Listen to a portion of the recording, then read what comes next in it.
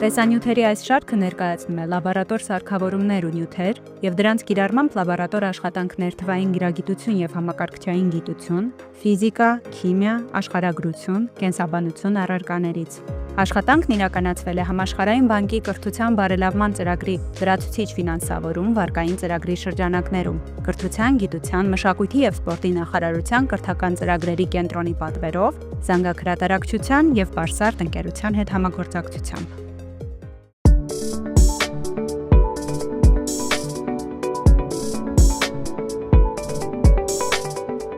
Ողջույն։ Այսօր մենք փորձով կուսումնասիրենք լծակի հավասարակշռության պայմանները։ Լծակը պինդ մարմին է, որը կարող է պտտվել անշարժ հենարանի շուրջ։ Լծակը հնարավորություն է տալիս կիրառելով փոքր ուժ, արդյունքում ստանալ մեծ ուժ։ Լծակի հենման կետից մինչև ուժի ազդման կետը եղած հեռավորությունը կոչվում է ուժի բազուկ։ Սխեմայում F1-ը և F2-ը կիրառված ուժերն են, իսկ L1-ը և L2-ը համապատասխանաբար այդ ուժերի բազուկներն են։ Մենք փորձով կհաստատենք, որ լծակը հավասարակշռության վիճակում է, եթե նրա վրա կիրառված ուժերը հակադարձ համեմատական են այդ ուժերի բազուկներին։ F1-ը բաժանած F2-ի հավասար է L2-ը բաժանած L1-ի։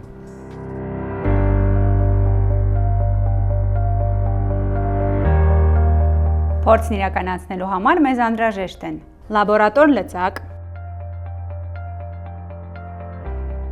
ամրակալան,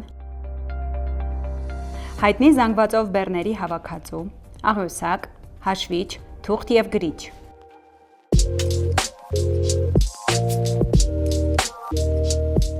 Լաբորատոր լծակն ամրացնենք ամրակալին, այնպես, որ այն ազատորեն պտտվի ամրացված առանցքի շուրջը։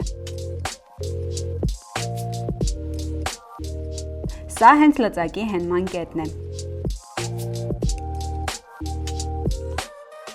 Լծակի ծայրերի մանեկների պտտման միջոցով լծակը հավասարակշռենք հորիզոնական դիրքում։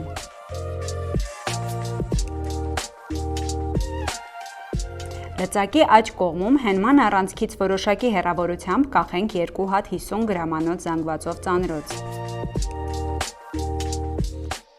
Չափենք հենման կետից մինչև բեռի կախման կետը, որն էլ հենց կլինի այդ կետում ազդող ուժի բազուկը, և այն գրանցենք աղյուսակում։ Բեռի զանգվածը նույնպես գրանցենք աղյուսակում։ Լծակի ձախ կողմում գտնենք այն կետը, որտեղից կախելով 1 հատ 50 գրամանոց զանգվածով ծանրոց կարող ենք հավասարակշռել լծակը։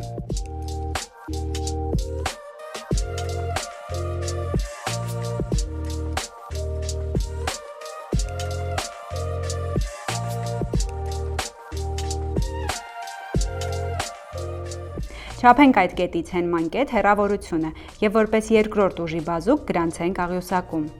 Աղյուսակում գրանցենք նաև բեռի զանգվածը։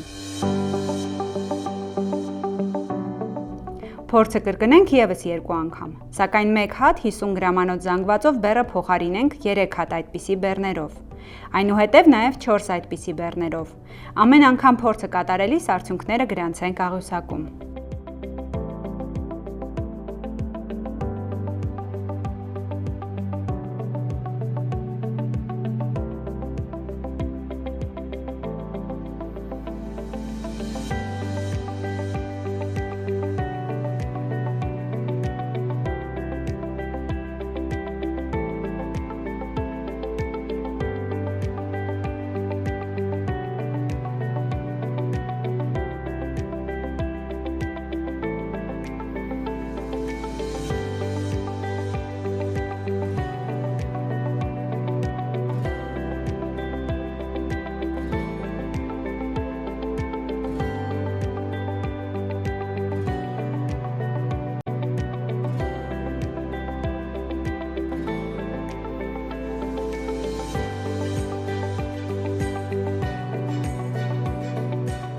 Փորձն հիմնականում ավարտեցինք, կարգի բերենք սեղանը, սարքավորումները դասավորենք համապատասխան տուփերում և անցնենք տվյալների մշակման, աղյուսակի բաց վանդակների լրացմանն ու վերլուծման փուլին։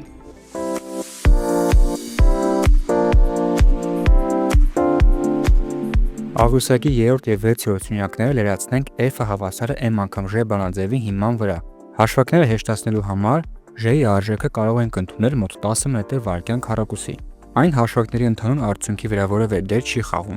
Աղյուսակի 8-րդ սյունյակում ազդող ուժերի հարաբերությունն է, իսկ ահա 9-րդ սյունյակում այդ ուժերի բազուկների հակադարձ հարաբերությունն է։ 8-րդ եւ 9-րդ սյունյակների տվյալները ցույց են տալիս, որ 3 փորձերի դեպքում էլ F1-ը բաժանած F2-ի հավասար է L2-ը բաժանած L1-ի, 2-ը հավասար է 2-ի, 0.7-ը հավասար է 0.7-ի, 0.5-ը հավասար է 0.5-ի։ Այսինքն, լծակի հավասարակշռության պայմաններում ազդող ուժերը հակադարձ համեմատական են իրենց ազդման բազուկներին։ Սա հենց այն է, ինչը մենք ցանկանում էինք հիմնավորել փորձով։